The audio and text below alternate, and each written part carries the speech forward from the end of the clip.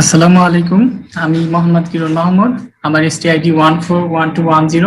আমার thesis topic a modern dairy farm না না এট আমি পাবনা। ইয়ে ইয়েকে বলছি ডেইরি ফার্মিং কি? না ডেইরি ফার্মিং হচ্ছে একটা ফার্মিং যেখানে হচ্ছে গাভী লালন পালন করা হয় তাদের থেকে দুধ আহরণের জন্য। এবং এই ডেইরি ফার্মের সব থেকে কমন যে প্রাণীটি ব্যবহৃত হয় সেটি হচ্ছে গরু।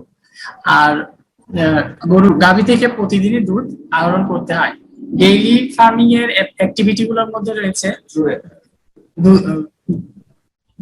গরু থেকে দুধ আহরণ করা, গরুকে খাওয়ানো এবং নতুন গরু তৈরি করা। সাইটের লোকেশন, আমার সাইট হচ্ছে পাবনা জেলার রাজাপুর নামক স্থানে। সেটি হচ্ছে ঢাকা পাবনা হাইওয়ে অপোজিট, ঢাকা পাবনা হাইওয়ের সাথে। আমার সাইট 15 একর্স। এটা হচ্ছে সাইট সারাউন্ডিংস এ পাবনা ক্যাডেট কলেজ অপোজিটে রয়েছে। তার কিছু দূরে রয়েছে জালালপুর বাজার। সাইটের ল্যান্ড ইউজ প্যাটার্ন যদি দেখি, এখানে এডুকেশনাল এরিয়া রয়েছে এবং বাজার এরিয়া রয়েছে। এক্সিস্টিং সাইট, আমার এক্সিস্টিং সাইটে 3টা ওয়াটার বডি রয়েছে, যেটা এই 3টা যেটা, এবং কিছু গাছ রয়েছে এক্সিস্টিং। আমার কনসেপ্ট হচ্ছে organic dairy farming. Organic dairy farming এর বিষয়টা হচ্ছে কাউ শেড থেকে যেই আবর্জনাগুলো হবে সেখান থেকে কম্পোস্ট সার উৎপন্ন হবে, সেটা আবার ঘাস উৎপাদনে ব্যবহৃত হবে এবং সেটি আবার ঘাসের মাধ্যমে ঘাস হয়ে গরু খাওয়ার জন্য চলে আসবে। আমি ফার্ম ডেভেলপমেন্ট করেছি আমার এক্সিস্টিং সাইটের এই ওয়াটার বডিটাকে রেসপেক্ট করে। এই ওয়াটার বডি থেকে আমি সার্কুলার ফর্ম নিয়ে আমার ডিজাইনটা করেছি। মাস্টার প্ল্যান যে শুরুতে 1 নম্বরে রয়েছে অফিসেস, এটা হচ্ছে অ্যাডমিনিস্ট্রেশন জোন অফিস। 2 নম্বরে রয়েছে স্টাফদের জন্য ডাইনিং এবং কিচেনের ব্যবস্থা। 3 নম্বরে রয়েছে টয়লেটস। 4 নম্বরে ফুড স্টোরেজ। 5 নম্বরে আছে দেখা যাচ্ছে না, আমি শুধু নাম দেখছি মিলনা খাদ্য আসবে। 6 নম্বরে রয়েছে ফুড প্রিপারেশন এরিয়া। আমরা তো দেখতে পাচ্ছি স্যার। আমি দেখছি না, কেন দেখছি না আমি জানি না। 7 বুঝলাম না। মানে ঝাপসা দেখতে পাচ্ছি স্যার, আপনি কি ঝাপসাও দেখতে পাচ্ছেন না? না, কিছুই দেখছি না। ও, তাহলে তো সমস্যা। নম্বর হচ্ছে কাউ লোডিং আনলোডিং এরিয়া। যদি যখন এখানে গরুগুলো আসবে তখন 7 নম্বর যে অংশ সেখানে নামবে, সেখান থেকে 8 নম্বর অংশে ওয়াশ এরিয়া আছে, ওয়াশ হয়ে 9, 10, 11। একটু পজ দাও তো স্যার, দেখতে পাচ্ছেন না, তাহলে সলিউশনটা কি হবে? তোমরা দেখতে পাচ্ছ, আমি দেখতে পাচ্ছি না, বুঝলাম না কেন। এটাই তো বুঝতে পারছি না স্যার আপনার মনে হয় আজকে নেট বেশ সমস্যা ওখানে, কোথাও স্যার আটকে আসছে।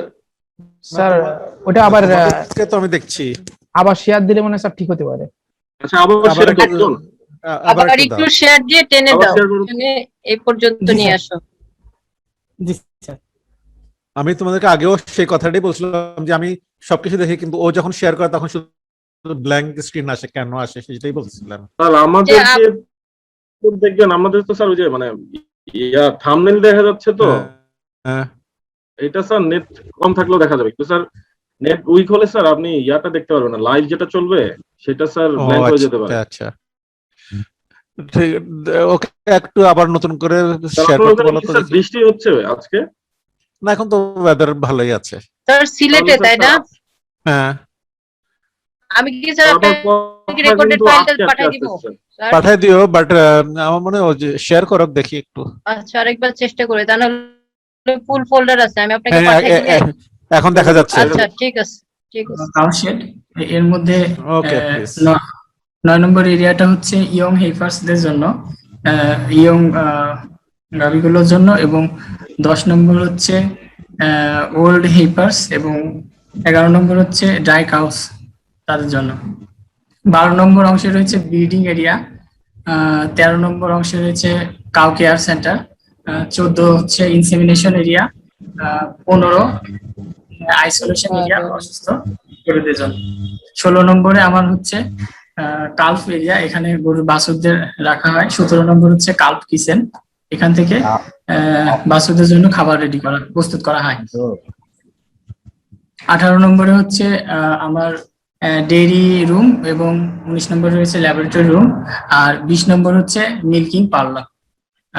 21 হচ্ছে আমার ডেইরি কাউ বার্ন, এখান থেকে ডেইরি কাউ গুলো 8 নম্বর অংশ যেটা ওয়াশ জোন হয়ে মিল্কিং পার্লার থেকে দুধ আহরণ করা হবে, এবং তারপরে সেগুলো আবার ডেইরি বার্নে ফিরে যাবে। আমার 22 নম্বর অংশ হচ্ছে বায়োগ্যাস প্লান্ট, এবং 23 নম্বর হচ্ছে কম্পোস্ট পিট, এখান থেকে সারগুলো নিয়ে যাওয়া যাবে। এটা হচ্ছে আমার সেকেন্ড ফ্লোর প্ল্যান।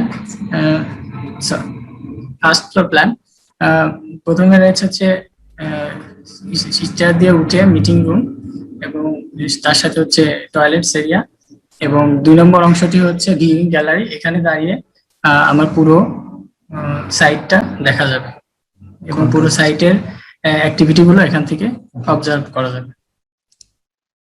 এটা হচ্ছে আমার কাউ শেডের জোনিং। এখানে যদি এই অংশটা, এখানে আমি যেভাবে প্ল্যান করেছি তাতে হচ্ছে এই অংশ হচ্ছে ম্যানর এরিয়া, এই অংশগুলোতে কাউ ডাং গুলো থাকবে, আর বি অংশগুলোতে কাউ থাকবে, আর সি অংশটা হচ্ছে ফুড অ্যান্ড ওয়াটার টট, আর ই হচ্ছে milking area, D washing area. এই কাউ বার্ন থেকে গরুগুলো ওয়াশিং এরিয়া যেটা ডি তার মাধ্যম হয়ে আসবে, এর ফলে সেগুলো ওয়াশড হয়ে যাবে, তারপর সেগুলো মিল্কিং রুমে ঢুকবে যেটা ই, সেখান থেকে মিল্ক কালেকশন করার পর সেগুলো আবার ডেইরি বার্নে ফিরে যাবে। এটা হচ্ছে আমার কাউ শেডের সেকশন। এখানে কাউ ডাং যে এরিয়াগুলোতে থাকবে সেই এরিয়াগুলো 6 ইঞ্চি নিচে থাকবে, আর কাউগুলো 6 ইঞ্চি উপরে, আর মাঝখানে 2টা পাশাপাশি থাকা গাভীর মাঝখানে খাবার এবং পানি দেওয়া হবে। এখানে সেকশন এখানে এলিভেশন, সাউথ এলিভেশন এবং নর্থ এলিভেশন, এখানে ইস্ট এলিভেশন, ওয়েস্ট এলিভেশন, এখানে সেকশন দেখানো হয়েছে। সেকশনে ডান দিক থেকে দেখা যাচ্ছে dairy room, milk storage, calf kitchen, calf area, milking parlour, electrical room, milking পার্লারের জন্য যেটা প্রয়োজনীয়, এবং তার পাশে ওয়াশিং এরিয়া কাউদের জন্য। ডেইরি কাউ এরিয়া রয়েছে এখানে, dairy cow burn, viewing gallery, administration বিল্ডিংটা, ফুড প্রিপারেশন এরিয়া, ফুড স্টোরেজের সাথে এখানে ফুড কালেকশনের জন্য একটা অফিস রয়েছে, এখানে ফুড আনলোডিং ডক, এখানে হচ্ছে ম্যানেজমেন্টের জায়গা। এখানে সেকশন বি ডট, এখানে ড্রাই কাউসদের জন্য এরিয়া দেখা যাচ্ছে, insemination area, cow pair, breeding area. এটা হচ্ছে আমার স্ট্রাকচার সিস্টেম। এটা হচ্ছে কলাম এবং ট্রাসের মাধ্যমে উপরে অ্যাসবেস্টস এর শীট দেয়া থাকবে।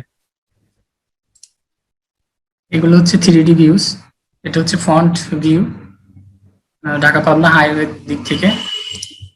এটা হচ্ছে এন্ট্রি জায়গাটা।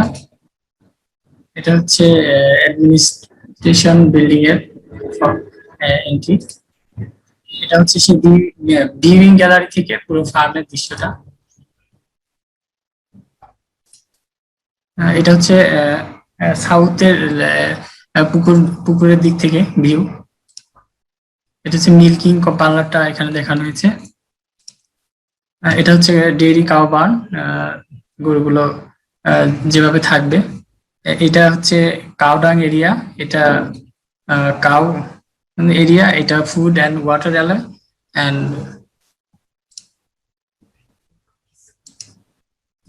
ধন্যবাদ।